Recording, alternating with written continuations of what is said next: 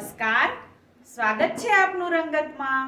હું સિદ્ધિ કમાણી રોજ તમને અવનવી વાનગી બનાવતા શીખવું છું। જો તમને મારી વાનગી પસંદ આવતી હોય તો તમે મારી ચેનલને સબસ્ક્રાઇબ કરો, મારા વિડીયોને લાઈક કરો અને તમારા ફ્રેન્ડ સર્કલમાં મારા વિડીયો જરૂરથી શેર કરો। તો આજે આપણે ભરેલા કારેલા બનાવતા શીખીશું, જે સેજ પણ કડવા નહીં લાગે એ રીતથી બનાવશું। તો તમે આ રીતથી ઘરે જરૂરથી બનાવજો। તો આજે આપણે ચાલો બનાવવાનું શરૂ કરીએ। ભરેલા કારેલાનું સબ્જી। ભરેલા કારેલાનું સબ્જી બનાવવા માટેના ઇન્ગ્રેડિયન્ટ્સ આપણે જોઈ લઈએ। મેં એક વાટકી લોટ લીધો છે ચણાનો, જે આપણે મસાલો બનાવવાનો છે ભરવા માટે સબ્જી। તો એના માટે મેં એક વાટકી ચણાનો લોટ લીધો છે।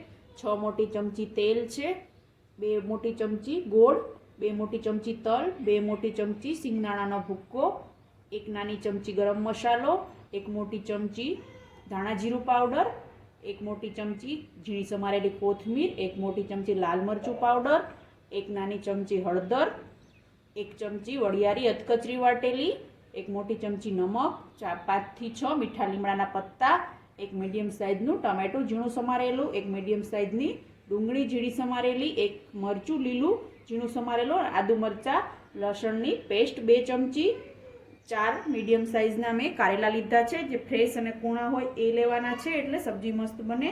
1 નાની ચમચી રાઈ, 1 નાની ચમચી જીરું અને હિંગ। આપણે કારેલાનું સબ્જી, કારેલા ભલે કડવા હોય પણ કડવું ના બને એવું સબ્જી બનાવવાનું છે, એટલા માટે આટલા બધા ઇન્ગ્રેડિયન્ટ્સ લઈ અને સબ્જી બનાવવાનું છે। તો ચાલો આપણે બનાવવાનું શરૂ કરીએ ભરેલા કારેલાનું સબ્જી। ભરેલા કારેલાનું સબ્જી બનાવવા માટે આપણે સૌપ્રથમ કારેલાને છાલ ઉખેડી અને એના કટકા કરી લેવાના છે। તો આપણે પેલા કારેલાને આવી રીતે બંને બાજુથી ડીટા કાપી અને છોલણીયા વડે આપણે એની છાલ કાઢી નાખવાની।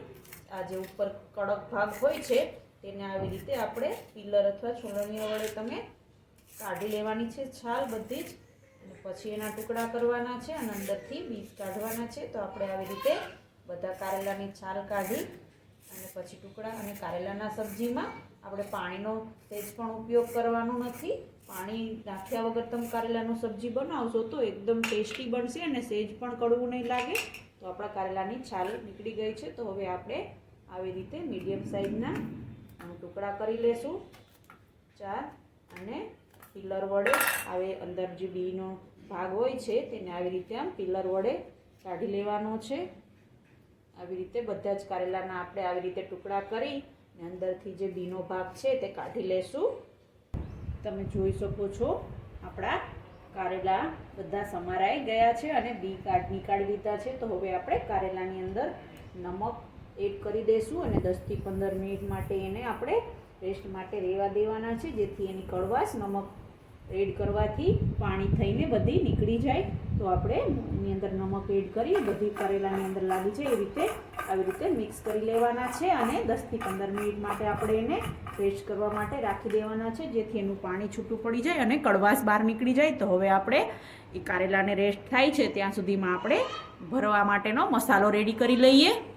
કારેલા ભરવા માટે આપણે મસાલો રેડી કરવાનો છે। તો મેં એક પેનને ગેસની ફ્લેમ ચાલુ કરી ગરમ કરવા માટે મૂકી છે। તો હવે આપણે એની અંદર જે પેન મૂકી છે એમાં 1 ચમચી તેલ એડ કરીશું અને એની અંદર લોટ નાખી અને આપણે શેકવાનો છે। તો હવે તેલ ગરમ થાય એટલે આપણે એની અંદર ગેસની ફ્લેમ મીડિયમ રાખી અને આપણે જે ચણાનો લોટ લીધો હતો તે એડ કરી અને વ્યવસ્થિત રીતે આપણે એને શેકી લેવાનો છે। સેજ બ્રાઉન થાય અને સ્મેલ આવવા માંડે ત્યાં સુધી આપણે આ લોટને શેકવાનો છે। તો હવે આપણે બધા જ લોટને બ્રાઉન થાય ત્યાં સુધી શેકી લઈએ। ગેસની ફ્લેમ મીડિયમ રાખી અને શેકવાનો છે, નહીંતર બળી જશે અને એનો ટેસ્ટ પણ સારો નહીં આવે। તો હવે આપણે લોટને ગેસની ફ્લેમ સ્લો રાખી અને શેકી લઈએ। તમે જોઈ શકો છો આપણો લોટ શેકાઈને રેડી થઈ ગયો છે અને મસ્ત સ્મેલ પણ આવવા લાગી છે। તો હવે આપણે એ લોટને ઠંડો કરવા માટે રાખવાનો છે। તો એ પહેલાં આપણે એની અંદર જે મેં તલ લીધા હતા 2 મોટી ચમચી તે એડ કરી દઈએ, એટલે એનો ટેસ્ટ પણ મસ્ત બેસી જાય ગરમ લોટમાં એડ કરવાથી। તલ અને 1 ચમચી વરિયાળી અધકચરી વાટેલી બંને એડ કરી અને મિક્સ કરી દઈએ અને એને 5 થી 10 મિનિટ માટે ઠંડો કરવા રહેવા દઈએ લોટને. ગરમ લોટમાં વડિયાળીને તલ એડ કરવાથી મસાલાનો ટેસ્ટ ખૂબ જ મસ્ત આવે છે. એટલે તમે પણ જ્યારે બનાવો ત્યારે ગરમ લોટની અંદર આ બંને વસ્તુ એડ કરી અને બનાવજો. ખૂબ જ ટેસ્ટી સબ્જી બનશે. તો હવે આપણે આને 10 થી 15 મિનિટ માટે ઠંડો કરવા માટે રહેવા દઈએ. ત્યાં સુધીમાં આપણા કારેલા રેસ્ટ થઈ ગયા છે 15 મિનિટમાં. તો આપણે હવે કારેલાને ધોઈ અને પછી એને બાફી લઈએ. તમે જોઈ શકો છો મેં કારેલાને ધોઈને રેડી કરી લીધા છે. તો હવે આપણે એને બાફવા માટે એક કુકરને ગેસ ઉપર મેં ગરમ કરવા માટે મૂક્યું છે. તો આપણે હવે એની અંદર 1 ગ્લાસ પાણી એડ કરી અને એક આવું સ્ટેન્ડ રાખવાનું છે. એ સ્ટેન્ડ મૂકી દેશું અને એની ઉપર એક નાની તપેલી જે કુકરની અંદર આવી જાય એવી રીતે તપેલીની અંદર આપણે હવે કારેલા ભરી લેશું. અને બધા જ કારેલાને એમાં પાણી વગર આપણે બાફવાના છે, એટલે વરાળથી બાફવાના છે. એટલે તપેલીની અંદર કારેલા ભરી અને પછી આપણે બાફવાના છે. તો હવે એ તપેલીની અંદર તમે જોઈ શકો છો બધા જ કારેલા ભરી દીધા છે. તો હવે આપણે એને કુકરની અંદર રાખી ઢાંકણ ઢાંકી અને 2 વિસલ કરી ને બાફી લેવાના છે. પછી આપણે સબ્જી બનાવવાનું છે. તો હવે આપણે કુકરનું ઢાંકણ બંધ કરી કારેલા બાફવા માટે મૂકી દઈશું. આપણા કારેલા બફાય છે ત્યાં સુધીમાં આપણે કારેલાના ભરવામાં જે લોટ મેં શેકીને ઠંડો કરવા માટે મૂક્યો હતો એનો મસાલો બનાવવા માટે. તો હવે આપણે એનો મસાલો બનાવી લઈએ.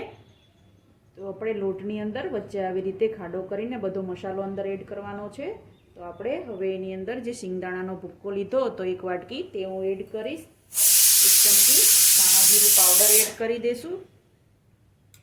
2 ચમચી ધાણા જીરું પાવડર એડ કરવાનો. ગરમ મસાલો આપણે એડ કરીશું 1 ચમચી. 1 ચમચી લાલ મરચું પાવડર એડ કરીશું. 1/2 ચમચી હળદર એડ કરીશું. નમક એડ કરીશું. નમકનું પ્રમાણ આપણે ઓછું રાખવાનું છે કારણ કે આપણે કારેલામાં પણ નમક એડ કર્યું હતું એટલે 1/2 ચમચી મેં નમક લીધું છે. અને આદુ મરચાં લસણની પેસ્ટ 1 ચમચી આની અંદર નાખવાની છે ને 1 ચમચી આપણે વઘાર માટે રાખવાની છે. તો 1 ચમચી મેં આદુ મરચાં લસણની પેસ્ટ એડ કરી દીધી છે. અને હવે આપણે કોથમીર એડ કરી દઈશું. અડધી કોથમીર એડ કરવાની છે. અડધી ગાર્નિશિંગ માટે આપણે રાખીશું. તો હવે કોથમીર એડ કરી દઈશું. અને લાસ્ટમાં આપણે ગોળ એડ કરી દઈએ 2 મોટી ચમચી. કારેલાના સબ્જીમાં તમારે ગોળનો જ વાપરવાનો છે. જો તમે ખાંડ વાપરશો તો કારેલાનું સબ્જી તમને કડવું લાગશે ટેસ્ટમાં. અને હવે ગોળ એડ કર્યા પછી આપણે બધી સામગ્રીને વ્યવસ્થિત રીતે હાથ વડે મિક્સ કરી લઈએ. અને પછી તેલ નાખી અને મસાલો એકદમ રચકા પડતો બને ત્યાં સુધી આપણે એની અંદર તેલ એડ કરવાનું છે. તો બધો જ મસાલો વ્યવસ્થિત રીતે હાથ વડે મિક્સ કરી લઈએ. અને પછી લાસ્ટમાં આપણે તેલ એડ કરી દેવાનું છે અને એકદમ મુઠ્ઠી વડે એવો મસાલો રેડી કરવાનો છે. એટલે મસાલો કારેલામાં ભરે તો જે સબ્જી બનાવતી વખતે બહાર ન નીકળી જાય. એટલા માટે હવે બધી જ વસ્તુને આવી રીતે હાથ વડે મિક્સ થઈ જાય પછી આપણે એની અંદર હવે તેલનું 3 થી 4 ચમચી તેલ એડ કરી દઈએ. એકદમ મસાલો લચકા પડતો બને અને મુઠ્ઠી વળી જાય એવો બને ત્યાં સુધી આપણે એની અંદર તેલ એડ કરવાનું. એટલા પ્રમાણમાં તેલ એડ કરીશું. તો હવે આપણે મિક્સ કરી અને જોઈ લઈએ. જો તેલ ઓછું લાગે તો તમે વધારે પણ તેલ નાખી શકો છો. અને મસાલાનો ગ્રાઇન્ડિંગ મસ્ત બનાવવાનું છે. નહીંતર તમે સબ્જીમાં ભરશો કારેલામાં કે કોઈ પણ સબ્જીમાં તમે આ મસાલો વાપરી શકો છો. પણ આ કારેલાની સબ્જીમાં તમે મસાલો ભરો ત્યારે બહાર ન નીકળે એટલા માટે એનું બાઇન્ડિંગ એકદમ મુઠ્ઠી પડતું હોવું જોઈએ અને છૂટું ના પડે એવું હોવું જોઈએ. એટલા માટે આપણે તેલનું પ્રમાણ મસાલાની અંદર વધારે રાખવાનું છે. તો હજુ આપણે તેલ નાખવું પડશે. મસાલો છૂટો છે તો હજુ આપણે 2 ચમચી તેલ એડ કરી દઈએ. અને બધું જ બરાબર રીતે મિક્સ કરી લઈએ. અને પછી આપણા કારેલા ઠંડા થાય એટલે આપણે આ મસાલો એની અંદર ભરી અને પછી વઘાર કરવાનો છે. તમે જોઈ શકો છો આપણો મસાલો મસ્ત કલર આવી ગયો છે અને મસ્ત ટેસ્ટી રેડી થઈ ગયો છે. તો હવે આપણે આપણા કારેલાને જોઈ લઈએ અને પછી એને ઠંડા કરી અને કારેલાની અંદર આ મસાલો ભરી લઈએ. આપણે જે કારેલા બાફવા માટે મૂક્યા હતા તે બફાઈ અને રેડી થઈ ગયા છે. તમારે આવી રીતે ચેક કરવાનું છે. આમ ચપ્પુ આસાનીથી અંદર જતું રહે એવા કારેલા બફાય એટલે આપણે એને લઈ લેવાના છે. એટલે પછી આપણે હજી વઘાર કરીશું ત્યારે પણ એને પકાવીશું. એટલે મીડિયમ જ પકવવાના, એકદમ પકાવી નથી લેવાના. એટલા માટે હવે એ ઠંડા થઈ ગયા છે. તો આપણે હવે એની અંદર જે મેં મસાલો રેડી કર્યો હતો તે આપણે એ ભરી દઈએ બધા જ કારેલાની અંદર. તો હવે આપણે મસાલો ભરી લેશું. આવી રીતે કારેલાને આમ પકડી અને દબાવી અને મસાલો ભરવાનો છે, જેથી કારેલાનો વઘાર કરતી વખતે બહાર ન નીકળી જાય મસાલો. તો આવી રીતે આપણે કારેલાની અંદર મસાલો ભરી અને દબાવીને આવી રીતે દબાવી દેવાનો છે.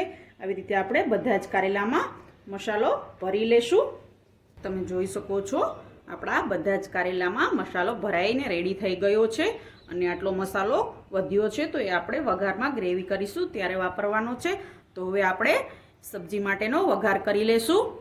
હવે આપણે સબ્જીનો વઘાર કરવાનો છે. તો આપણે ગેસની ફ્લેમ ચાલુ કરી અને પેનને ગરમ કરવા માટે મૂકી દઈશું વઘાર કરવા માટે. તો હવે આપણી પેન ગરમ થાય એટલે આપણે એની અંદર જે મેં મોટી ચમચી તેલ લીધું હતું તે એડ કરી દઈએ. બધું જ તેલ. કારેલામાં આપણે પાણીનો ઉપયોગ નથી કરવાનો, એટલે તેલનું પ્રમાણ થોડું વધારે રાખવું, જેથી આપણું સબ્જી ખૂબ જ ટેસ્ટી બને. જો તમે કારેલાના સબ્જીમાં પાણીનો ઉપયોગ કરશો તો કારેલાનું સબ્જી કડવું બનશે અને ટેસ્ટ પણ સારો નહીં લાગે. અને કારેલાના સબ્જીમાં તમારે ખાંડનો પણ ઉપયોગ નહીં કરવાનો. ખાંડનો ઉપયોગ કરવાથી પણ કારેલા કડવા બને છે. એટલા માટે આપણે જ્યારે બી તમે કારેલાનું સબ્જી બનાવો, સાદું બનાવો કે ભરેલું બનાવો, બધામાં ગોળ જ વાપરવાનો, જેથી એનો ટેસ્ટ કડવો ન લાગે. ગોળ વાપરવાથી કારેલાનો ટેસ્ટ કડવો નથી લાગતો અને મસ્ત ટેસ્ટી બને છે. તો હવે આપણે આપણું તેલ ગરમ થાય પછી આપણે વઘાર કરીશું. તેલ ગરમ થઈ ગયું છે તો આપણે હવે તેલની અંદર જે મેં એક નાની ચમચી રાઈ લીધી હતી તે એડ કરી દઈએ. રાઈ સંતળાઈ જાય એટલે આપણે જીરું એડ કરવાનું. 1 ચમચી આખું જીરું એડ કરી દઈએ. રાઈ અને જીરું સંતળાય એટલે આપણે એની અંદર મીઠા લીમડાના પત્તા જે 5 થી 6 મેં લીધા છે તે એડ કરી દઈએ. એનો ટેસ્ટ ખૂબ જ મસ્ત આવશે લીમડાથી વઘાર કરવાથી. હવે 1 ચપટી હિંગ એડ કરી દઈએ અને જે ઝીણી સમારેલી ડુંગળી મેં લીધી હતી તે એડ કરી દઈએ. આદુ મરચાં લસણની પેસ્ટ મેં 1 ચમચી બચાવી હતી આપણે મસાલામાંથી તે એડ કરી દઈએ. 1 ચમચી આદુ મરચાં લસણની પેસ્ટ એડ કરી દઈએ. ઝીણું સમારેલું લીલું મરચું એડ કરી દઈએ. ઝીણા સમારેલા ટામેટા એડ કરી દઈએ અને 1 ચમચી નમક એડ કરી દઈએ ગ્રેવી પૂરતું, જેથી આપણા સબ્જીમાં ખારેશ વધુ પેલું ટેસ્ટી એકદમ સબ્જી ટેસ્ટી બને. તો હવે બધી જ વસ્તુને આપણે મિક્સ કરી લઈએ અને પકવવા દઈએ. જ્યાં સુધી ટામેટા અને ડુંગળી એકદમ પાકી જાય ત્યાં સુધી આપણે ગ્રેવીને પકવવાની છે.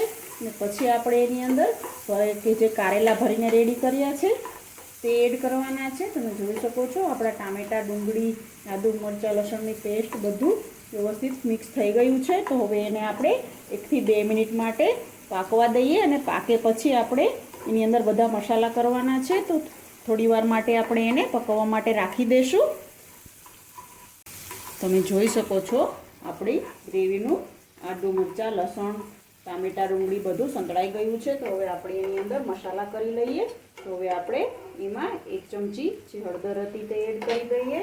ધાણા જીરું પાવડર છે 1 ચમચી તે એડ કરી દઈએ. અને લાલ મરચું, કાશ્મીરી લાલ મરચું 1 ચમચી એડ કરી દઈએ, જેથી આપણા સબ્જીનો કલર ખૂબ જ મસ્ત આવે. તો હવે બધું જ બરાબર મિક્સ થઈ જાય એટલે આપણે ગેસની ફ્લેમ સ્લો કરી દેવાની છે. અને હવે આપણે એની અંદર જે આપણે કારેલા ભરીને રાખ્યા છે તે એડ કરી દઈએ. બધા જ કારેલાને આવી રીતે 2-3 એક રીતે એડ કરી દેવાના છે અને વ્યવસ્થિત ગ્રેવીમાં મિક્સ કરવાના છે. તો હવે આપણે બધા જ કારેલાને ગ્રેવીની અંદર મિક્સ કરી લઈએ. જો તમને મારી આ રેસીપી ગમી હોય તો તમે મારી ચેનલને સબસ્ક્રાઈબ કરો, મારા વિડીયોને લાઈક કરો અને તમારા ફ્રેન્ડ સર્કલમાં મારા વિડીયો જરૂરથી શેર કરો. તો તમે જોઈ શકો છો આપણા બધા જ કારેલા ગ્રેવીની અંદર વ્યવસ્થિત રીતે મિક્સ થઈ ગયા છે.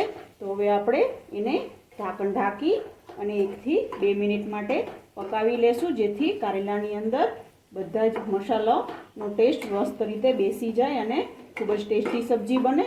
તો હવે આપણે જે મસાલો બચ્યો હતો તે ઉપર એડ કરી અને 2 થી 2 મિનિટ માટે ઢાંકણ ઢાંકી અને સબ્જીને પકાવી લેશું. તો આપણો જે મસાલો સબ્જી ભરતા માટે બચ્યો હતો તે બધો મસાલો આવી રીતે ઉપરથી એડ કરી અને ઢાંકણ ઢાંકી અને 2 મિનિટ માટે સબ્જીને પકાવવાનું છે. તો હવે આપણે ઢાંકણ ઢાંકી સબ્જીને પકાવી દઈએ. હવે આપણે સબ્જીને ઢાંકણ ઢાંકી અને 1 થી 2 મિનિટ માટે પકાવવા માટે રહેવા દેશું, જેથી સબ્જીમાં બધો જ ટેસ્ટ બધી જ વસ્તુનો ટેસ્ટ ખૂબ જ મસ્ત આવી જાય. 2 મિનિટ થઈ ગઈ છે. હવે આપણે આપણા સબ્જીને ઢાંકણ ખોલી અને ચેક કરી લઈએ અને જે ઉપર મસાલો છે તે બધો ધીમે ધીમે હળવા હાથે મિક્સ કરી અને કોથમીરથી ગાર્નિશ કરી સબ્જીને આપણે સર્વ કરી લેશું એક બાઉલમાં કાઢીને. તો આ સબ્જીને તમે રોટલી સાથે, ભાખરી સાથે, રોટલા સાથે બધા સાથે ખાશો, ખૂબ જ ટેસ્ટી લાગશે. તો હવે આપણે આપણી સબ્જીને એક બાઉલમાં કાઢી કોથમીરથી ગાર્નિશ કરી સર્વ કરી લઈએ. તૈયાર છે એકદમ ટેસ્ટી અને ચટાકેદાર એવું આપણું ભરેલા કારેલાનું સબ્જી.